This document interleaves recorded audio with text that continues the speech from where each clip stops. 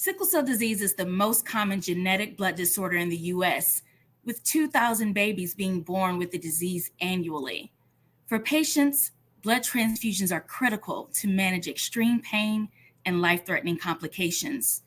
With newer treatments in bone marrow transplants and gene therapy being approved and refined, the need for blood to help patients power through these procedures are even more critical.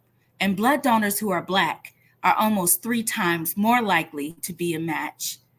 These therapies and others in the pipeline present an opportunity to address health disparities, access to care for those without nearby treatment facilities, a better quality of life for patients, and the continual need for a strong and diverse blood supply to help ensure patients can access these treatments. Something we'd like to explore tonight as part of our Joined by Blood Sickle Cell Awareness Month series.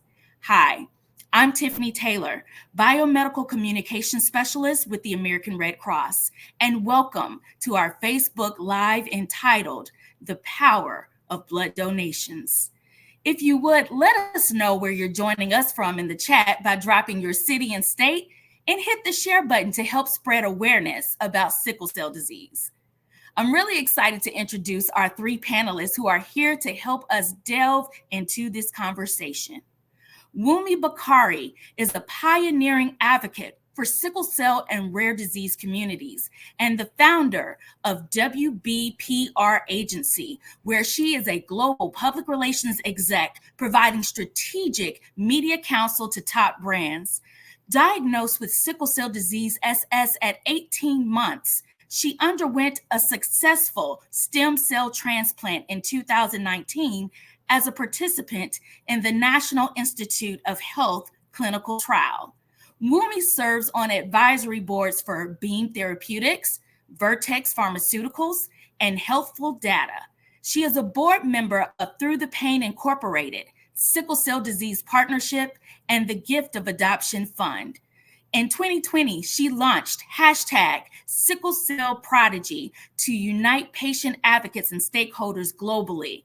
And she is the co-host of the Through the Genes podcast, which explores the benefits, risk, and limitations of gene and cell-based therapies for sickle cell disease. Thank you so much for joining us, Wumi. Jimmy Alaher is a husband and a father of 3 amazing children, diagnosed with sickle cell disease at birth. In 2020, he was one of the first patients to undergo the CRISPR clinical trial through CRISPR Therapeutics and Vertex Pharmaceuticals to treat his sickle cell disease. Since undergoing the gene editing treatment, Jimmy is an avid rower and recently accomplished the incredible feat of hiking Mount Kilimanjaro to raise awareness for sickle cell disease in sub-Saharan Africa. We can't wait to hear more all about that. So thank you so much for joining us, Jimmy. Happy to be here. Dr. Yvette Miller is a powerhouse in transfusion medicine, helping to shape clinical practices, broaden awareness and understanding into the plights of those living with sickle cell disease, and how blood donors who are Black can help. With a long distinguished career at the American Red Cross, she serves as the Executive Medical Officer of the Donor and Client Support Center in Charlotte, North Carolina. Dr. Miller has recently been appointed by the Department of Health and Human Services to serve as a public member of the Advisory Committee on Blood and Tissue Safety and Availability. Congratulations, and thank you so much for joining us, Dr. Miller. Thank you so much. Well, we have an amazing panel, as you all can see, so we're going to dive right into this conversation. Wumi and Jimmy, you both were diagnosed with sickle cell disease as infants and are both of Nigerian descent. Can you share with us what it was like for you growing up with sickle cell? Starting with Wumi. Thank you, Tiffany, for that phenomenal introduction and for inviting me to join this panel. I am incredibly grateful for the opportunity to speak on behalf of this community. So as I always say, I'm proudly Nigerian, born and raised in Lagos. And for me, I think navigating sickle cell disease from my childhood has been incredibly difficult because I was diagnosed when I was 18 months. And at the time, I was dealing with a lot of vaso-occlusive crises. I had my very first surgery at the age of 7. I unfortunately caught salmonella infection, which led to an infection called osteomyelitis. And I had infections in both of my arms that had to be surgically operated on when I was a child, missing about 3 to 4 months of school. And that was incredibly challenging for my parents because even though my dad had lost siblings to sickle cell disease, my mom was unfamiliar with how sickle cell disease shows up for children. And I just remember my childhood being one where there were so many limitations to access and care, whether that meant my vaso-occlusive crisis always decided to show up at like 4 a.m. She never came when it was daylight and there was a time to go to the hospital. She showed up in the middle of the night, and oftentimes there would be instances where maybe there was a lot of crime in the neighborhood that we lived in. And so my parents would, give me heating pads and do everything they could to manage the pain until it was 7 in the morning and it was safe to drive in daylight to get to the hospital.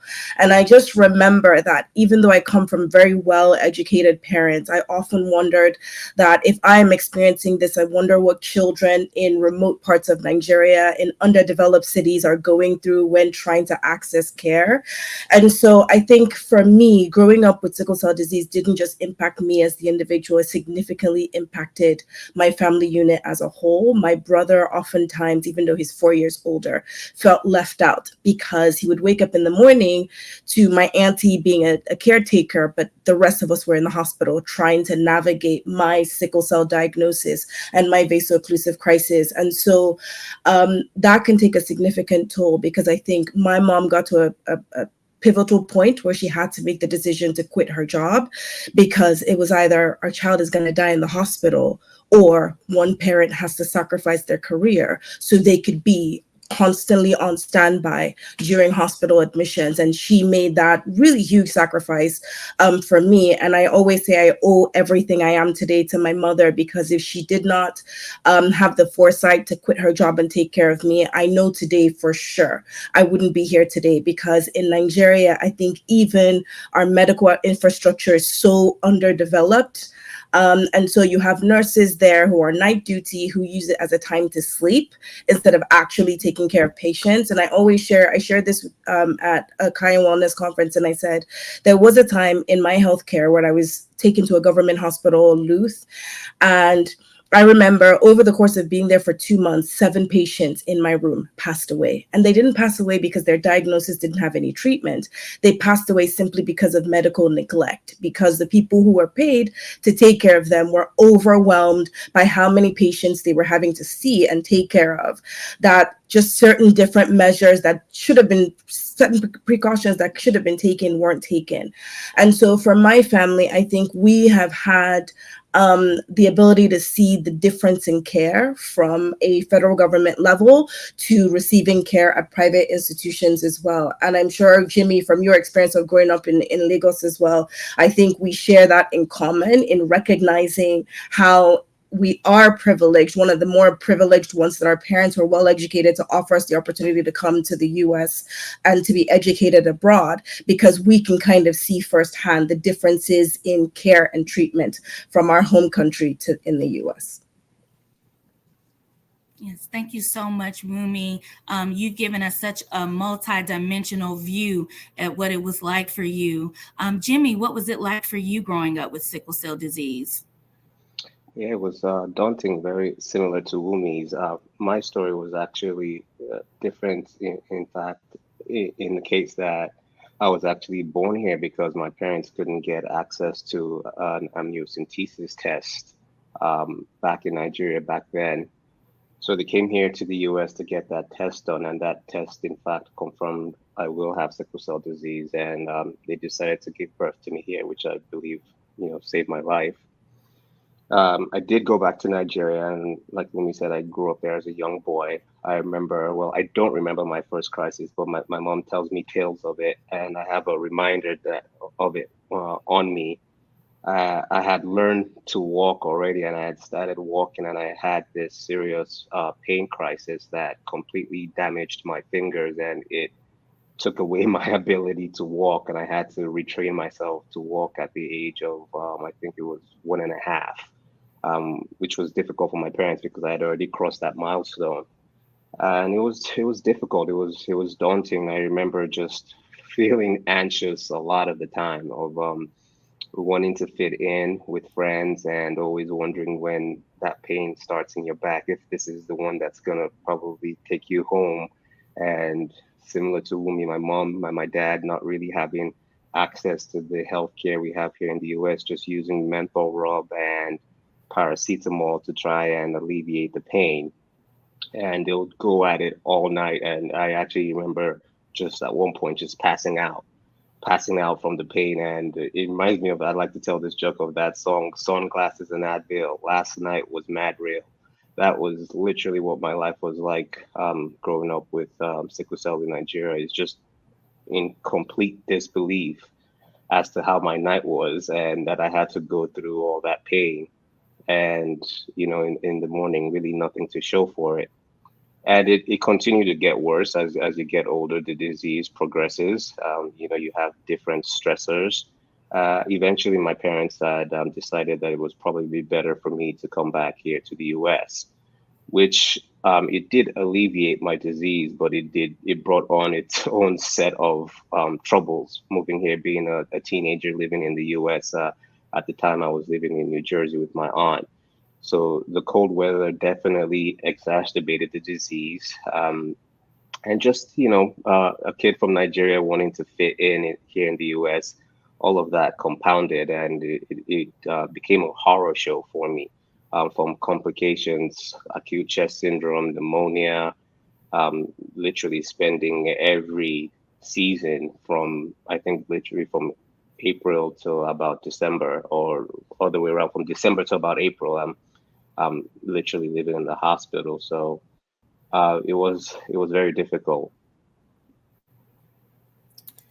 Thank you both so much for just being very transparent about what it was like, your different perspectives. You both have endured so much, even at such a young age. And that's why it's no small feat that we have you here. When we look at you and we see how amazing and how courageous you are, you've definitely gone through some things, but yet you're also a testament to the impact and power of the saying that it takes a village. So thank you so much for just sharing what it was like from so many angles. Wumi, sickle cell disease has been labeled the most neglected global health problem. And you mentioned that both you and Jimmy kind of had a lot better growing up in Lagos. Nigeria is regarded as the epicenter of sickle cell disease, accounting for 4 to 6 million of the approximately 50 million people worldwide who live with the disease. Despite the prevalence there in Nigeria, what are some of the challenges that patients with sickle cell face there? So I always start with this statistic, and I always say for you to be able to fully understand the impact of sickle cell disease in Nigeria is to realize that 1 in 4 have sickle cell trait. 1 in 4 people. Take a second to think of your friends, families, and colleagues and realize the magnitude of impact that sickle cell, there's like a trickle down effect, right, in communities. And I always say that sickle cell disease in Nigeria is stigmatized, demonized, weaponized. And what I mean by that is it's a social stigma. So from the moment you are aware that you have sickle cell disease, people around you are advising you on how to navigate life, meaning don't tell people in public. I think culturally, people look at you sharing your sickle cell status as, again, airing your family's dirty laundry. And so for me, I carried a lot of shame even into adulthood because I never felt necessarily confident to own and say, I have sickle cell disease, I live with sickle cell anemia. And so for many patients in my home country, there are conversations around even access to medications. As we know now, there are 3 to 4 disease modifying treatments available for sickle cell patients, but hydroxyurea is still the standard of care treatment. In northern Nigeria, if you are below the poverty line, doctors in the community will not even let your family know hydroxyurea exists because they see your family as poor and uneducated and cannot afford this medication. So they wouldn't even offer it to you. And so in most of the remote villages and towns in Nigeria, you often see people using what we call agbo, which is like a mixture of herbs to manage sickle cell disease. And then, of course, during the raining season, you have many parents depending on Panadol and, like Jimmy mentioned, a heat balm to massage the baby while they're going through a vaso-occlusive crisis. And for me, this is incredibly challenging and difficult to hear because we are in 2024, and to still see that so many people don't have access to what is the standard of care treatment globally is incredibly painful, all because they don't have the privilege and the income to be able to afford these medications. And so I think patients in Nigeria are navigating a broken healthcare system that isn't necessarily made to cater to them and to understand the nuances of sickle cell disease. They're also struggling to identify local providers. I mean, in the US, most sickle cell patients are seen by hematologists. In Nigeria, most sickle cell patients have a general practitioner, meaning a GP, someone whose area of expertise is everything, meaning there isn't necessarily a deep understanding of sickle cell anemia disease. And so they struggle to manage their illness because the person offering care is not an expert in this area of study. And so I think patients are always in positions where, for me, it was announced this week by the Lagos University Teaching Hospital that now they are doing bone marrow and stem cell transplant, which brought me so much joy. But even as happy as I was to recognize that that is now available in Lagos for patients, there was also the recognition of the limitations that exist when it comes to blood donations. For me, for example, there were just too many risks involved in giving me blood from someone that wasn't related to me. And so I was blessed that my dad is a universal donor. So as a child, every time I needed blood, my dad was always our blood bank of sorts.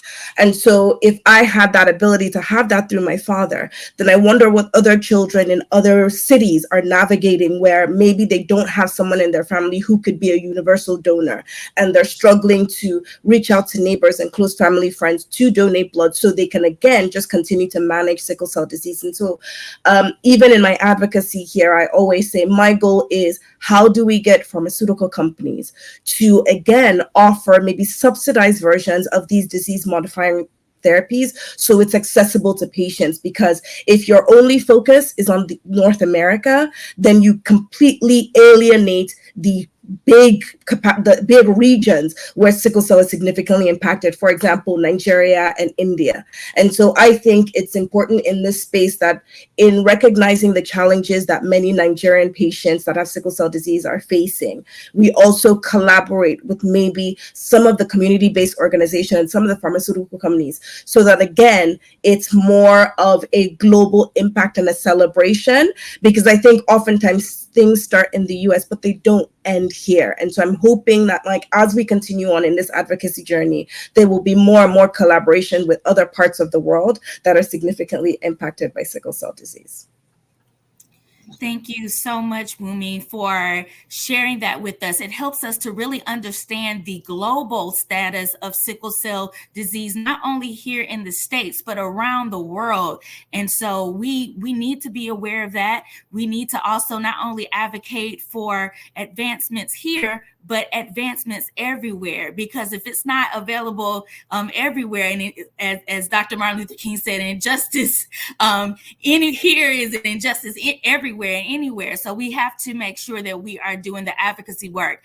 If you've just tuned in, we're speaking with clinical trial participants Wumi Bakari and Jimmy Alaher and Red Cross Medical Officer Dr. Yvette Miller about how blood donations are helping transformative gene and cell-based therapies for sickle cell disease. If you have questions, we ask that you please drop them in the chat and we'll work to answer them during our Q&A portion at the end. Now, Dr. Miller, I definitely want to bring you into this conversation because Wumi has really given us, both Wumi and Jimmy have given us a great foundation to really talk about just the broad impact of sickle cell disease. And in the US, it's estimated that more than 100,000 individuals have sickle cell disease, with more than 90% being of African descent, 3 to 9% being of Hispanic or Latino descent, and more than 1% being white. So how do genetic differences among racial and ethnic groups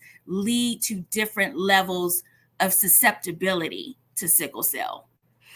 So as you mentioned, in the United States, the great majority of individuals that have sickle cell disease and sickle cell trait are African descent.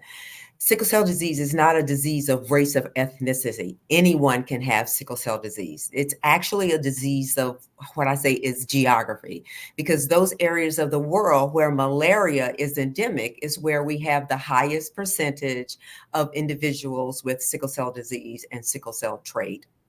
And so that's why anyone or any race or ethnicity can have sickle cell disease and sickle cell trait. Thank you for clarifying that, Dr. Miller. It's so important for us to understand. Now, according to NIH, Dr. Miller, normal red blood cells live about 3 to 4 months. Sickled red blood cells last only about 10 to 20 days. Can you explain why red blood cells that are sickled have a shorter life cycle and how this can affect a person with sickle cell disease? So the sickle cells, as we know, have an odd shape and they are very fragile and they break apart very easily. But the main thing with sickle cells is that they do not carry oxygen normally. And anytime our body is deprived of oxygen, the first thing that occurs, which is the primary symptom of sickle cell disease, is pain.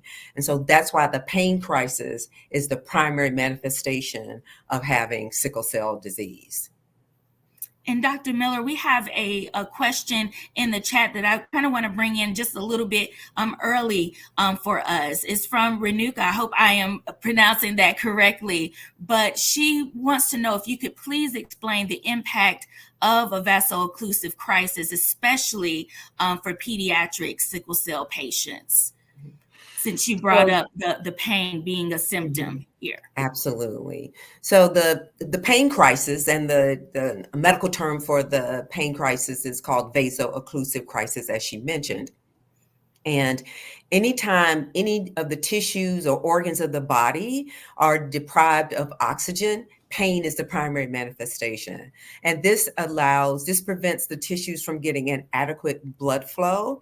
So for example, many people with sickle cell disease, because the blood supply to the knees and the hips and the large joints, is fairly compromised. Many people that have sickle cell disease have their first joint replacements in their teens and 20s because those tissues are just not getting adequate amounts of oxygen because of the sickle cell disease. So that's a constant problem again, and it's the primary manifestation of sickle cell disease is the pain crisis due to the lack of oxygen to tissue. And so many of the organs, I would say every organ in the body is susceptible to and might be affected by a pain crisis and the lack of oxygen at any given time for patients with sickle cell disease. Thank you so much for explaining that. Wumi, you chose to undergo a stem cell or bone marrow transplant through clinical trial, and with your brother was your half-matched donor. Can you briefly describe that process for us, or even what led up to you deciding to choose to undergo this clinical trial? Sure.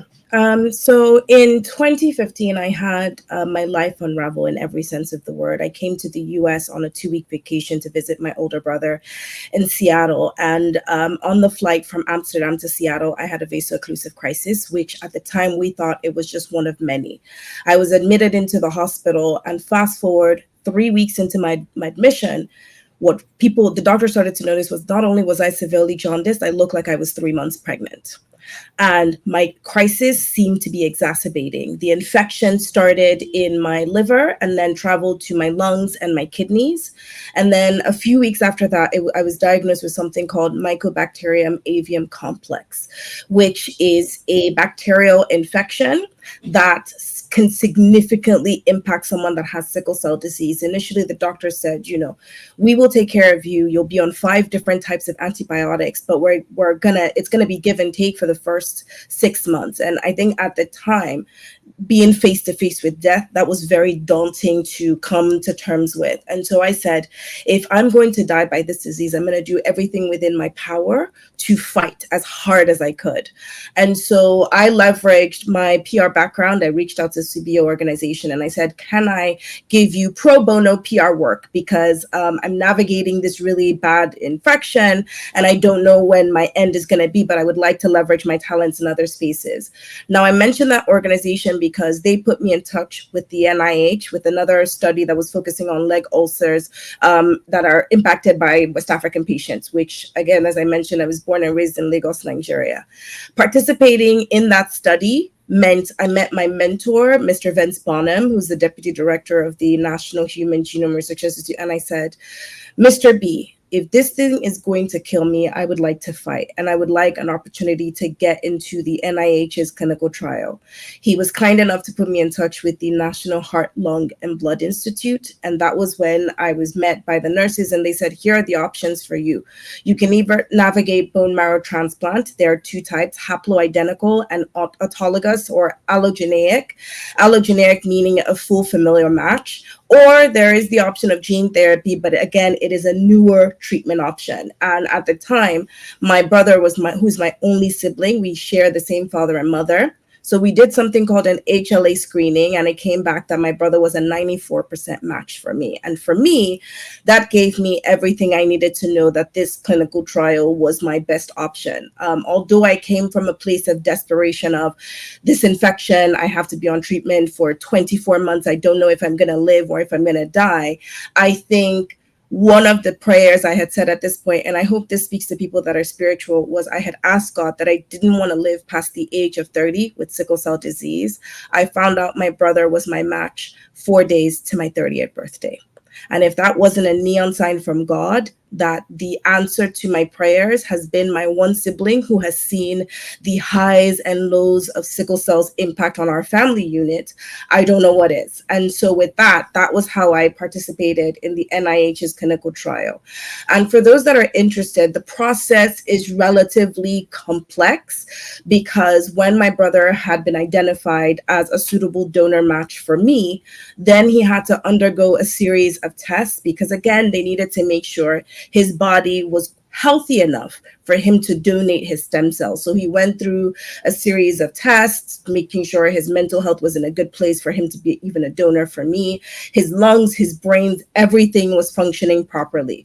Once that was done, then he was put on a medication, an IV medication over the course of 5 days that basically triggers his body to produce more stem cells than it normally would. After those 5 days of meds, through a process called apheresis, his blood was taken from him. And what the apheresis machine does is it simply takes out the stem cells and returns all the other blood products back to the patient. So in his case, all the platelets, red blood cells, white blood cells were returned back to him, and only his stem cells were kind of separated and then put on ice for me. Then I began the journey of a stem cell transplant, which I will say to date has been the most challenging thing I have ever done in my life because a transformative therapy changes you in every sense of the word. And so for me, after doing tests to make sure that, again, my organs, because it is a tightrope, it's a slippery slope when you navigate transformative therapies. The patient has to have had more than 4 vaso-occlusive crises per year, but the patient's organs can't be too damaged from sickle cell disease that they're no longer a fit for the clinical trial. Thankfully, in my case, even though I had navigated multiple challenges with sickle cell disease, I was healthy enough as far as my organs to participate in the stem cell transplant. And so we then began the process of fertility preservation because, as I'm sure many of you know, there is a conditioning regimen prior to transplantation. You will go through chemotherapy and radiation to completely wipe out your immune system and marrow to make room for the healthy stem cells that are going to be infused into the patient. And so after experiencing fertility preservation and going through chemo and radiation, it was then time for me to get my brother's stem cells, which I always say is my rebirth day, because I celebrate 2 birthdays, the day I was actually born and the day that my life changed as I know it. And so that was 5 years ago when I embarked on this stem cell transplant journey. And I'm happy to say my process was successful. I am now 5 years out, but I will share for patients and caregivers who are curious about transformative therapies that you have to go into this process with your eye on the prize. I think Jimmy and I will share our unique journeys with transformative therapies, but you have to make this decision for self that this is what you want to undergo. For me, my goal was a better quality of life. I didn't want to be riddled in a hospital every other month due to sickle cell disease, but at the same time, I also wanted to be active in my life. I wanted to be able to enjoy the things that everyone does, which is play with kids and be a sister, be a nephew, be an auntie, be a best friend, and navigate all of those titles seamlessly. And so that was why I made the choice to embark on a stem cell transplant. That's amazing. Thank you. And you mentioned that, you're sure people understand that you have to go through chemotherapy. No, I don't think a lot of people understand that chemotherapy is a part of that process, or all of the steps that you shared. And so because of that, do you mind sharing what role blood donations played in any part of your journey of that as well? So blood donations play an integral role in the transformative therapy process. For many patients, when you qualify for these clinical trials or treatment options, your provider will stop your disease-modifying therapies, whether that be hydroxyurea, Adakveo, voxelotor, and Dari. They will stop that. And so during the process, when they are preparing your body for transplantation, your sickle cell disease is better managed by something called a red cell exchange. And by that, I mean, in one arm, you have them bleeding you out, basically, to reduce how many sickled red blood cells are in the body. And then in another arm, they are transfusing you with blood products to make sure that they're putting more healthy red blood cells into your body. So it kind of helps to rebuild all of the sickled red blood cells that you are losing. And so blood donation was significantly impactful for my process, because at the very start of my transplant process, I did require repetitive red cell exchanges to, again, keep my body at a healthy equilibrium where I could survive IVF and fertility preservation, but also I could survive chemotherapy and radiation as well. And then on the other side of a curative therapy, which is post-transplant, I was having my chimerism levels didn't necessarily increase as drastically as other patients. So there were moments where I did require white blood cells and platelets just to, again, keep my body at a healthy equilibrium. And so I think blood donations are significantly beneficial for patients undergoing these transformative treatments before and after the treatment process.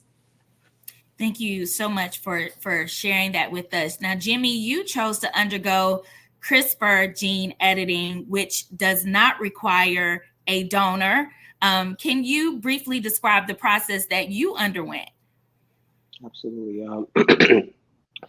Mine was actually quite a story of good fortune. I didn't have any fight or perseverance left in me. Like Wumi, I'd actually basically given up and was really ready to, leave life. And I got really lucky with really finding Victoria Gray's story on the internet. I was actually doing some research just to appease my parents because they had really become really worried about my quality of life. And we had tried the bone marrow transplant route, and unfortunately, I didn't have a match with my three sisters. So at this point, I had really just given up. But as parents, they're thankful for parents that always keep pushing you, and they just kept on pushing me to figure out something and find a solution. And that's when I came across Victoria Gray's story, being the first patient to go through a CRISPR-based gene therapy. And at this point, my wife was about 8 months pregnant, so I'm happy I was I made it that far because that's one of the goals in life I've always had, was to be a father. So desperation quickly took over the fact that my wife was pregnant, and my main cause of going through gene therapy was just living with sickle cell for 35 years. I'd seen how it had taken over my life, and I didn't want to pass the burden of caregiving to my son and my wife, and importantly, most importantly, I wanted to be a present father. So I'd become quite desperate, and I reached out to the team after I read that article. They called me back the next day, and the rest, as they say, is history. The main process, there were four main processes for going through the gene therapy I went through, which is now known as Casgevy. The first part is something they call basically keeping you on ice, and it's just similar to exactly what Winnie said. It is the use of blood products, since they've stopped every other standard of care medication like hydroxyurea or whatever you're on. Yeah, you need to make sure that you're healthy in order to go through the rigors of the clinical trial. And for me, it was blood transfusions and blood exchanges. So we did that for about 2, 3 months, just making sure I'm healthy, and getting blood transfusions, exchanges very frequently, every 2 to 3 weeks. And then once you're done with that process, the next phase is the collection phase, where they collect the stem cells. Very similar to what Wumi's brother actually went through. They injected me with something called prolaxafor or mosabil, which kind of stimulates your stem cells and it goes into your bloodstream. And then you sit next to an apheresis machine for about 8 hours, and that machine separates your stem cells and gives you back the blood. But you also lose some blood during that process as well. So after that, I needed multiple blood transfusion.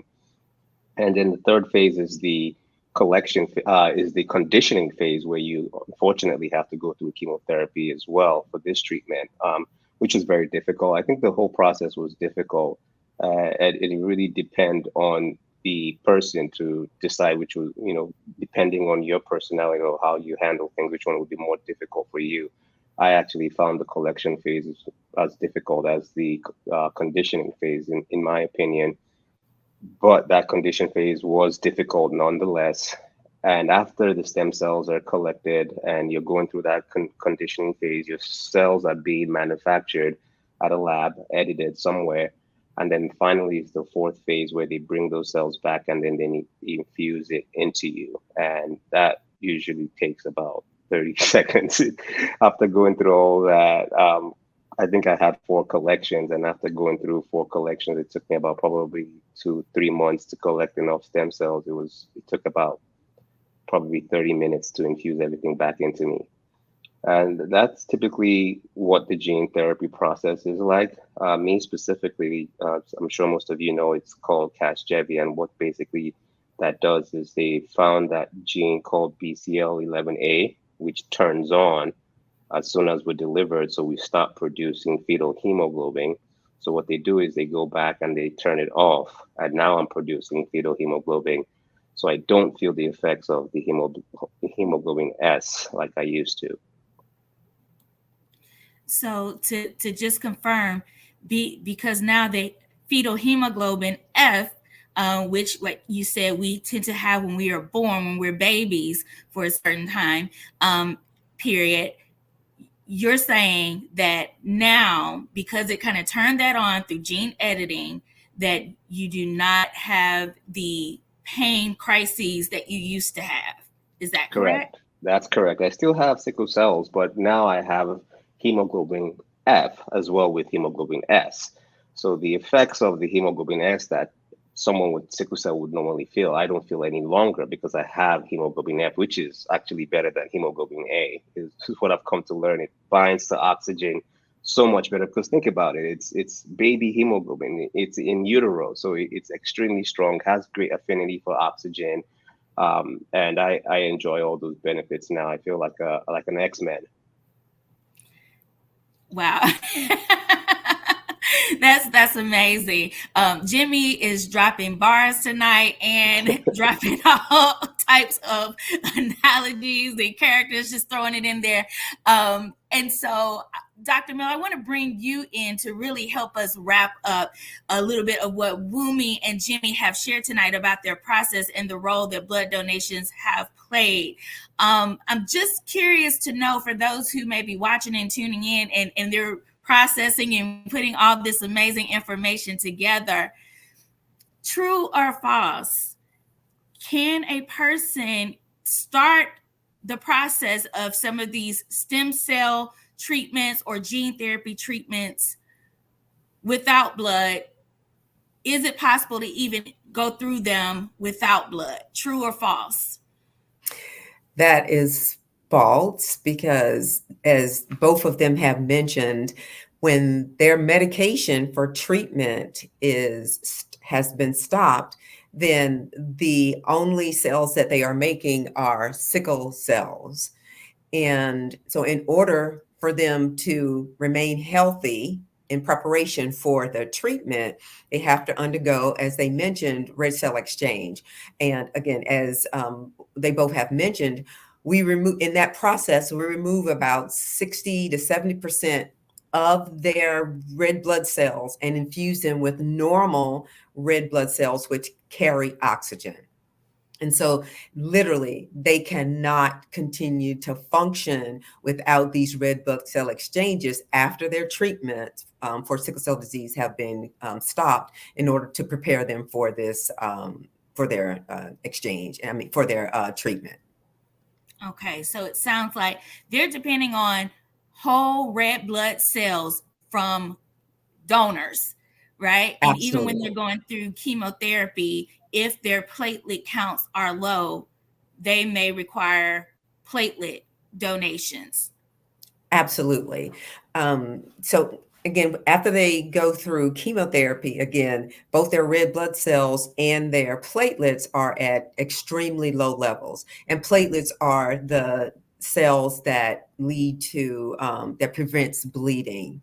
And so patients will need, well, there's a likelihood that they may need platelets. So individuals who are sickle cell trait positive cannot donate red blood cells for patients with undergoing this treatment, but they can donate platelets and plasma. So there is always a place for patients that are for individuals that are sickle cell trait positive to continue to donate blood products to support this patient population as they undergo their treatment.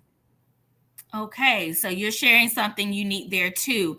Historically, we know that those who are sickle cell trait positive are unable to donate whole blood to another sickle cell patient just because of the potential risk of the red blood cells sickling. However, they can donate platelet products that can directly support sickle cell patients going through these type of treatments. Absolutely. Wow. Okay. So there you go. For those who may be sickle cell trait positive, who are tuning in, who may be wondering, how can I directly help someone with sickle cell disease? I'm want to be a part of that fight too. I know how important it is. That's an amazing way. And for those who are not sickle cell trait positive, you have a plethora of ways that you can definitely support through blood donation. And if you're just tuning in, we're speaking with clinical trial participants Wumi Bakari and Jimmy Allahair, and Red Cross Medical Officer Dr. Yvette Miller about gene and cell-based therapies for sickle cell disease and how blood donations help fuel them. If you have questions for our panelists, please drop them in the chat and we'll work to answer them during our Q&A portion at the end. Now, real briefly, Jimmy and Wumi, the treatments, they aren't 100% guaranteed to work. So what compelled you to take a chance on these treatments, your prospective treatments that you had, and what options were you weighing? So for me, I was on hydroxyurea for 13 years, and I didn't receive the same benefits that my colleagues who are on hydroxyurea received. At the time, I wasn't familiar. My doctor didn't have conversations with me about Endari, Adakveo, or Vexelator.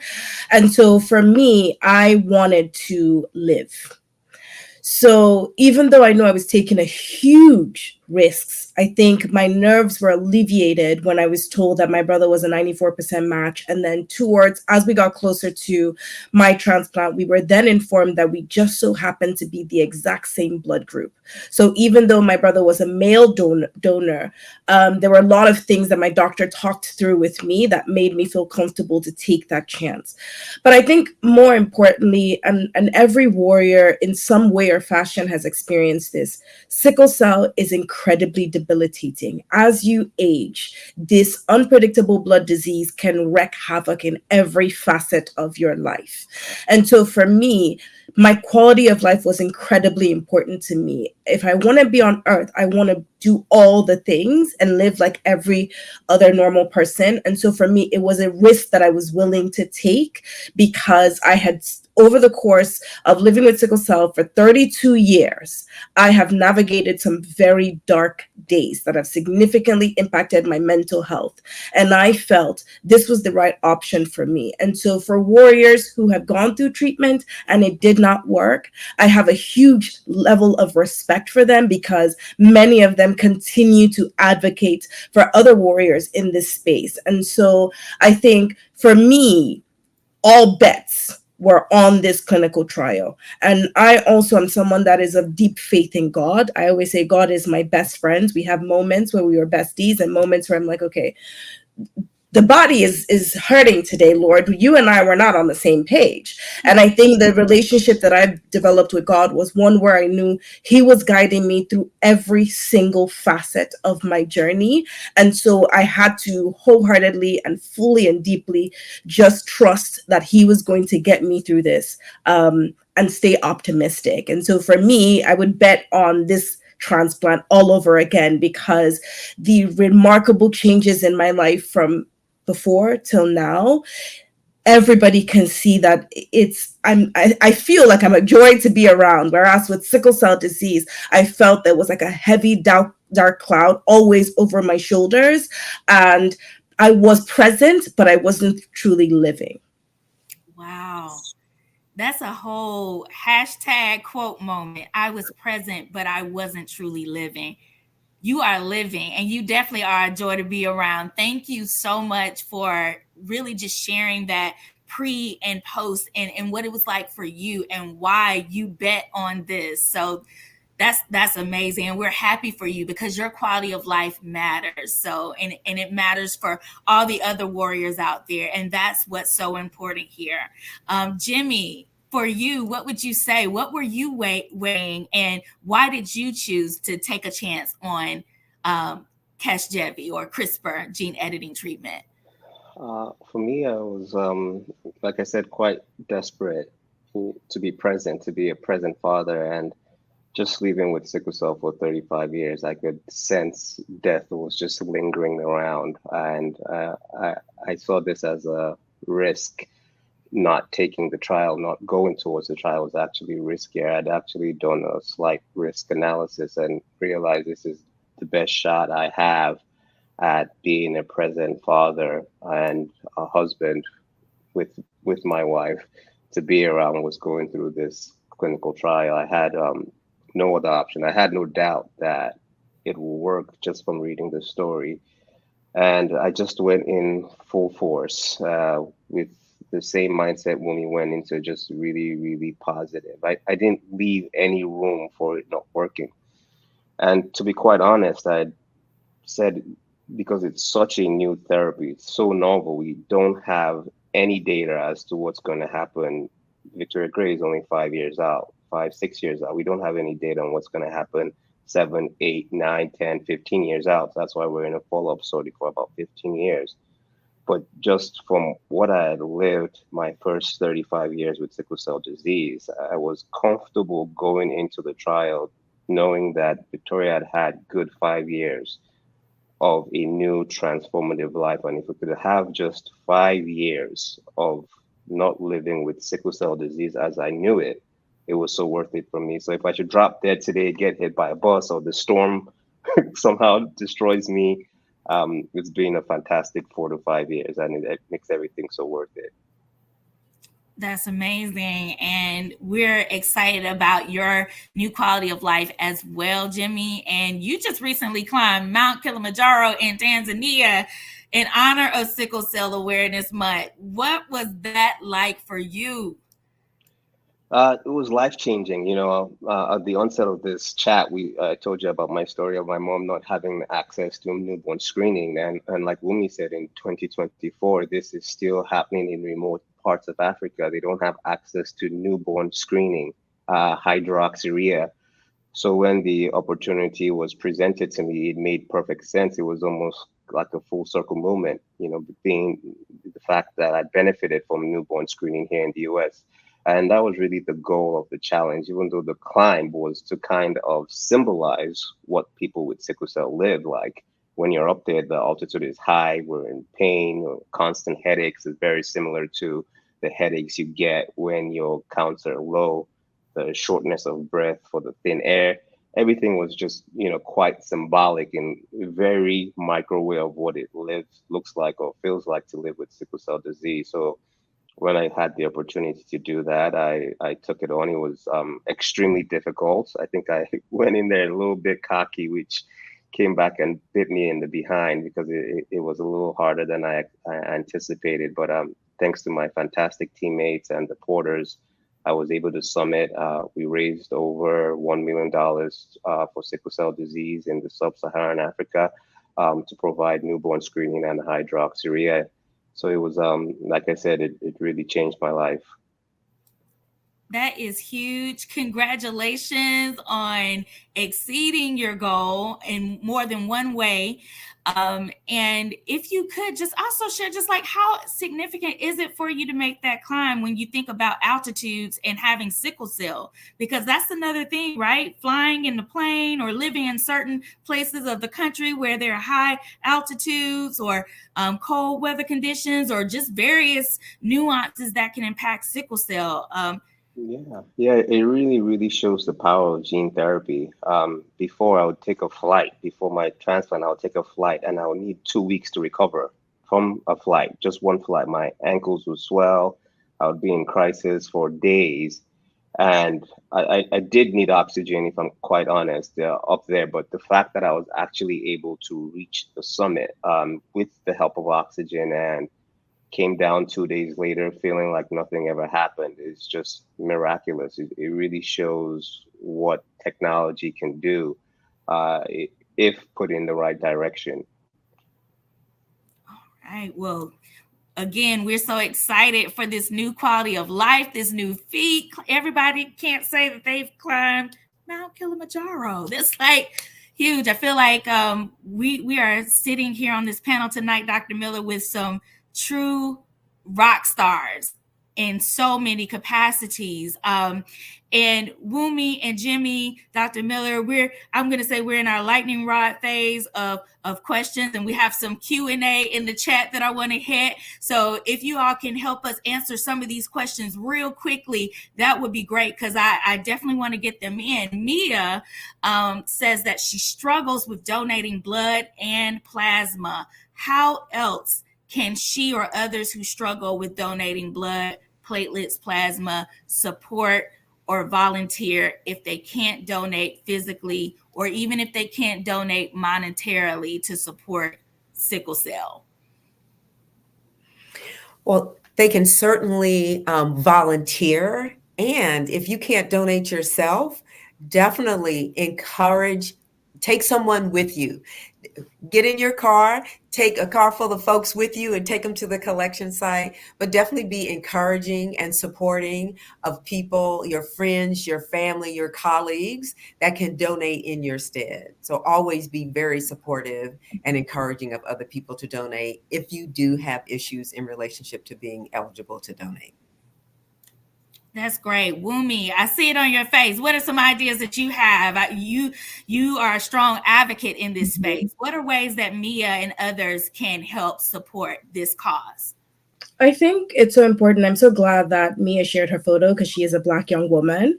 And I think there are other ways to support patients. I think even if you can't donate blood or plasma, one of the things you could do is you could sign up with, they used to be called Be the Match, but now they're called the National Marrow Donor Register Program, NMDP. And what you can do is you could actually be a match to somebody somewhere in the world who is looking for a donor for a stem cell or bone marrow transplant. So what you can do is NMDP coordinates kind of like marrow registries. And what they'll do is they'll put you through an HLA screening process. It's just a little test tube of blood that they can run to see what you whether or not you can be a match for somebody else. And so I think I highly encourage that, because for many people who are wary about donating a unit of blood, or they're navigating other illnesses and a bit are shying away from donating blood, I think joining the registry is an impactful way, because I know warriors. Specifically, I hate to name drop her, but I'm going to Dr. Lakia Bailey. She's a phenomenal warrior and advocate in this space. She runs the Sickle Cell Community Consortium. A few years ago, there was someone that was a match for her. And unfortunately, the person changed their mind and pulled out. And now she will no longer have the opportunity to go through a transplant that will improve her quality of life. And so I say that, and I'm urging young people as well, there are ways in which you could help someone significantly. If not, even my brother being my donor, there are oftentimes when I have other friends who they don't have familial matches, and I'm like, my brother will let you do, you know what I mean? Like if he could be a match for somebody else, he would, because you are giving someone the life-changing ability to have an improved quality of life without sickle cell disease. And so I strongly urge your young people. I think this generation that we have, they're so intuitive and they're so connected with their humanity. And to see that has been, as an elder in this space, has been really encouraging. But I feel like you can galvanize your friends, you can galvanize your family, and really encourage them to, again, get more information, because in Black community, we need more blood donors. That's a fact. And people need to realize that like 1 unit of blood, it can help 3 sets of patients. And so if you really think about the impact of what your blood donation can do to others, I think that is what really hits each and every one of our sweet spots when it comes to like serving our community holistically. And so that's another way that I would like to recommend that people can help this community. All right, preach, Wumi. So there's power in blood donations. There's also power in organ donation. There's only a 20% chance an African American would have a donor in the registry, and that's according to the NIH. So what you're saying, Wumi, is correct. You may not be able to donate blood, but you may be able to donate an organ or a stem cell. And so that segues to a question from Sydney. Sydney says, are there any risks or concerns for family members with sickle cell trait to be donors for stem cell transplant? And I'm not sure if she's specifically asking about, is there a risk if someone has sickle cell trait and they donate blood products, or if they're donating stem cells? I think from my understanding, she seems to be asking a question that if I have sickle cell trait, are there any risks or concerns for me if I was to help a family member who wanted to participate in a stem cell transplant? And let me answer that honestly. For my brother, there was a risk we weren't really familiar with, which is when he went through the process of donating his stem cells, he started to experience significant joint pain, specifically in his pelvic region. And I remember after he donated his stem cells, he was on using a walker for about 3 weeks because the medications that they were given to him so his body could produce more stem cells in the marrow also seemed to have triggered what felt like for him a vaso-occlusive crisis. And we have to realize that people with traits, the reason why they're able to navigate life differently from people with sickle cell anemia is because the number of sickled red blood cells is significantly less than the normal of healthy red blood cells in their body. But there are certain conditions, for example, change in altitude, that for someone who has sickle cell trait, they can start to experience some type of joint pain.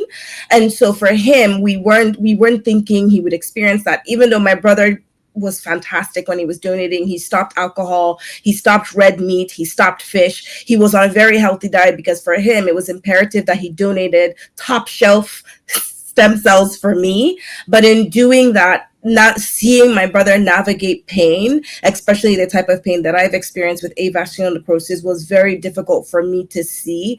But I think as a family, it was an opportunity for us to just form a circle around him and continue to help him understand that, like, even though he was experiencing this pain, it was temporary, and that again he would get better from doing this. But I do always like to share that information because I know that being a donor is a really big ask. It can be a big ask, and not every patient situation is the donor older. I've seen cases where young mothers are saying, well, my 1-year-old can be a donor for my 5-year-old child. And I think let's also recognize that, like, those trait individuals are people too. And I think in the same way we ask for family and community to support us warriors is the same way that I ask that we continue to support those that are living with sickle cell trait as well. So Sydney, I hope that answers your question.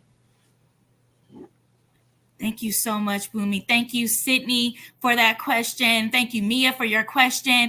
Jimmy, we're living in a time of misinformation and disinformation where many may assume the treatments are approved, and so now we can relax our advocacy of sickle cell.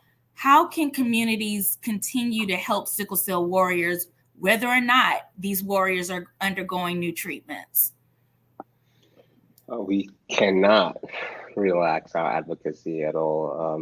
Look what happened with Oxybrider, yesterday is just a big example. I think Wumi was talking about it earlier. We've gone from having 4 bona fide treatments for sickle cell down to 3 now. So if anything, I think this is an opportunity for warriors and communities to actually, take up the charge and start advocating even more. It's the most common genetic disease here in the US. And one of the answers I was actually going to give to Mia of a way for her to contribute aside from donating is just educating. There's still a lot of people that really don't understand what sickle cell is. Everyone thinks it's a disease of strictly pain. And I like to use that proverbial iceberg picture that we all know that we see on calendars. The iceberg, we only see the tip of it. But what's really happening underneath the water is where the magic really is at. That's where we really need to be focusing on with sickle cell disease and trying to figure out new endpoints on ways to manage the disease a lot better. I think I've seen a lot of improvements, particularly on the mental side. I think for decades, everyone really didn't understand how much of a mental disease it is compared to physical. We all just thought it was a physical disease. So I think the education needs to continue. Even in Africa, I was there, like I said, a few weeks ago, and we were educating the community there. And someone actually came up and said that they taught them in school that sickle cell was only a disease between the royals. That's why they intermarried, so they don't pass the disease to the community. Just misinformation like that, and it's prevalent. So I don't think this is a time to slow down just because we have a few approved drugs on the market and sickle cell is having this 15 minutes of fame. In order to make sure this is not a flash in the pan, this is actually when we need to double down, all our efforts and make sure that, this is not going to be just a moment in time because we have CRISPR now. I think CRISPR has really brought the light on sickle cell disease, but eventually that's going to go away. It's going to get innovated, and we need to continue to push this. I think it's almost like a train. We need to continue to push it down until the disease is, at least in my opinion, eradicated or is different than what we know of it now. There's so many other things coming down the pipeline in terms of what could potentially how we could potentially eradicate this disease through in vivo gene editing and not just ex vivo. But these things obviously were going to take time. But I think if the community continues to band together the way we've been and just really continue educating, that this can be really a disease of the past. So no time to slow down. Not actually, it's actually time to speed up. Wow. We got to keep going. We got to keep pushing forward. Dr. Miller, how important is it to have a diverse blood donor base to support not only patients undergoing these treatments, as Jimmy spoke about, as Wumi spoke about, but as well as those who are still depending on regular transfusions for sickle cell disease? Yeah, we can never stop encouraging and supporting everyone to donate blood. Again, we already talked about how important it is for to support the patient population with sickle cell disease, but we need a diverse population of individuals to donate blood to meet the general transfusion needs of a diverse population. So we must continue to get this message out, specifically for supporting patients with sickle cell disease, but we need a diverse blood supply donated by diverse communities to meet the transfusion needs of our entire population, which, by the way, is becoming more diverse. Right. We're seeing the census data, and you're right. Our communities are becoming more diverse, and so we need a blood supply that looks like the communities that we serve. Also, too, Dr. Miller, for those who just may be unfamiliar with the process of donating blood, can you briefly share the steps with us? What does blood donation entail? Blood donation is actually pretty simple. You register, come to the donation site, or you can also register through our blood donor app and answer questions. So you register, you will answer some questions regarding your health history, then get us mini physical, and then donate blood. And then, one of the other best parts is have snacks after you donate. So it's a very simple, streamlined process. And I do encourage you to upload the blood donor app because you can answer those health history questions before you even come to the donation site, which streamlines the process even more. Thank you so much for sharing with us the easy breezy way to donate blood. Dr. Miller is not just telling us from a doctor's perspective. She's a milestone blood donor herself. So we thank you so much for not only just talking about it, but being about it as well. Before we wrap up here, again, I just want to thank Wumi and Jimmy and Dr. Miller for sitting down tonight to really talk about these two transformative treatments and the impact that blood donors and those who roll up a sleeve can have in supporting the sickle cell community during Sickle Cell Awareness Month. But before we leave, I want to do a quick round robin to give everyone an opportunity to share any last and final words. So starting with you, Wumi. We need allies. In the same way other communities need allies, the sickle cell community, we need allies. In the same way in Black History Month, when you go, you make a donation or you purchase something from a Black-owned business, I ask that since we are still in the month of September, this Sickle Cell Awareness Month, I ask that you either make a donation to your local community-based organization, or I ask that you find a way to leverage your voice. There's strength in numbers. We are a mighty community that is full of love, but more than anything, we need people to also continue to fuel the work that we're doing. And so I ask that for anyone who's watching this, whether you are or you're not impacted by sickle cell disease, I ask that you do yourself a favor today, learn about the top 5 community-based organizations, learn about the work that they're doing and how you can continue to support our work and our mission. And from one sickle cell warrior to another, I just want to say happy Sickletember to my sickle cell siblings. I see you. I love you. I want to uplift you. Any opportunity to do that, I want to uplift this community because we have people who are constantly inspiring me and doing the hard work in this space. And Jimmy, my fellow Nigerian, thank you so much for the work you did in Kilimanjaro. But more importantly, thank you for being a testament to what can come out of Africa and how much more support that the continent of Africa needs. So, Wow, thank you. High praise. I will just double click what Dr. Miller said in regards to blood supply. It's huge. First of all, I think we need to really rely less on blood. You guys have done such a great job, Red Claw, but particularly for sickle cell disease, I would really like to get to a place where we don't rely on blood so much. That means we need new therapies out there.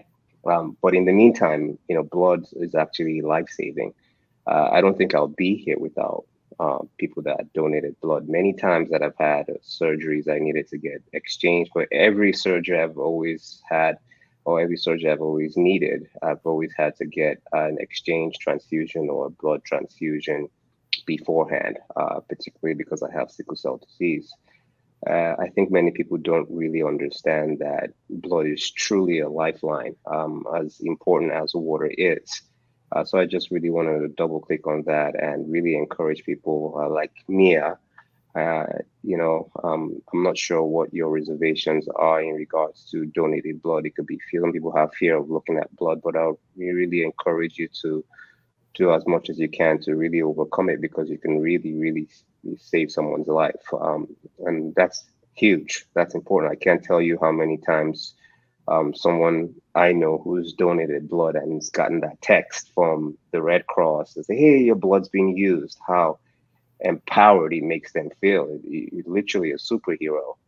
So that's what I really want to leave my last word as, just really encourage as many people, particularly in the Black community, to feel courageous enough to donate blood. I completely understand there's a big gap that we need to mend between the medical and the Black community, but think of your brothers and your sisters that are in dire need of your blood as lifeline, and don't worry about the medical community particularly when it comes to donating blood. And I want to thank again Tiffany and Wunmi and Jimmy for being here tonight and providing an opportunity for all of us to talk about what is important in our lives and what we want for our community.